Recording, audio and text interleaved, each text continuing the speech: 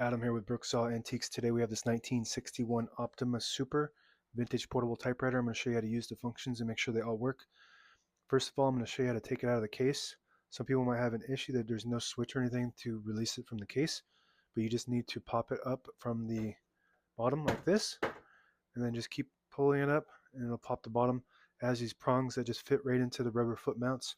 So once you just pull that up a little bit, sometimes they might be a little old and stuck in there, so you just got to use a little bit of muscle. Got a really nice case with it, leather with a clasp. Made in Germany, beautiful engineering from Germany. It's got the Made in Germany tag with the super back here and a 1. Really nice condition. Up top is the adjustable paper guide. This helps you guide the page in straight. I'm going to line that up with the edge of the platen, which is the main roller that feeds the paper. This is the paper support arm that flips up from the back like a switchblade and extends.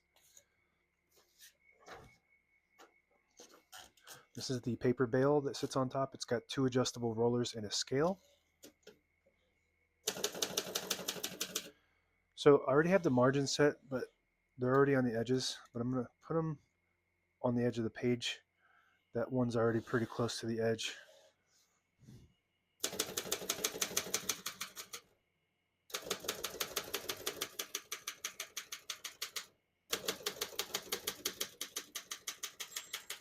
Once you hear the bell, you're near the end of the margin. Hit this line space, get you back to the beginning. It skips 1, 1.5, or 2 spaces. Right now we have it on single, but if you want 1.5, just flip that switch down 1 notch. It skips 1.5. One more, it skips 2.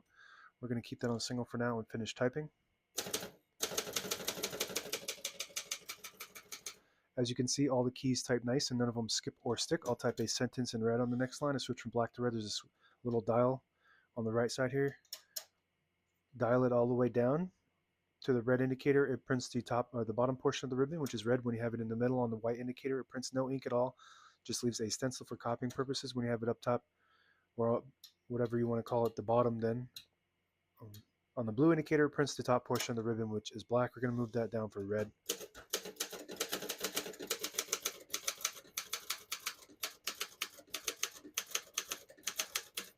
Top of the line German engineering. Very reliable feel to it. Crisp touch. And the print is beautiful. Pica, 10 characters per inch. Really impressed by the Optima. Just beautiful all around. To pull the page out easy, there's a switch behind the right knob. You flip that up and it unlocks the rollers underneath the platen, allowing you to pull the page out easier, a little thicker paper like carbon copy or cardstock. Also allows you to straighten your page out. If you load the page crooked like this, you can just hit that paper release behind the knob, straighten that out. This is with any typewriter that has a paper release. And then flip it back, now you have a straight page instead of having to keep trying to get that straight. But you got to make sure you flip that back or else it just won't load correctly after you straighten the page out. We're going to put that color back on black. Got a shift on each side and a shift lock on the left. To clear that, just hit the shift button again. This button on the top left is the margin release. When you get to the end of the margin, there's a mechanism that blocks you from printing. And if you hit that button, it does allow you to get past that, type all the way to the end. Backspace on the top right, very good. And your tabs, this is your tab set on the left side of the space bar. Right now, let's see what we have here. This is your tab button. We got one tab set right there. I'm gonna clear that by hitting this minus sign, which is right below the backspace, and that clears all of the tabs. So you can technically clear one at a time, but you have to kind of go through and do it like, so I'm gonna set a tab there, just kind of do it like that. That just clears, but that's gonna clear that whole area. Doesn't have a one specific tab clear on this model. But I always like to set one somewhere in the middle, so that way when you hit the tab button, it doesn't go slamming all the way to the end, causing wear and tear in your typewriter. So I'm going to set one right there and test that. Very good. All right, that's it for the keyboard. This hood pops off from the front and kind of hooks in the back. All the brand new ribbons loaded on the left side, so it's pulling clockwise to the right. If you want to switch that direction manually, you just the side you want it to go to, flip that side to the middle.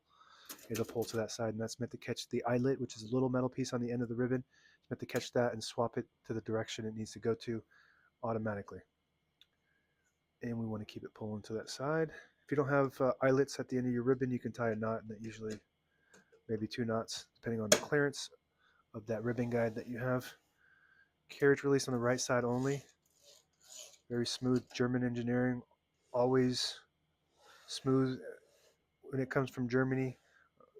Multiple top of the line typewriters in this era came from Germany. All right, this on the left side here, if you flip this down, it disables the spacing so you can get to an exact spot on the page. You flip it up, you get the clicks. Each one of those clicks is a half a space. Same concept if you pull the knob out or you push it in, that will disable the spacing like that. You want to be careful because you will lose your line if you do that. This is your carriage lock. You flip it to the front and move the carriage to the middle. It'll lock the carriage in the middle.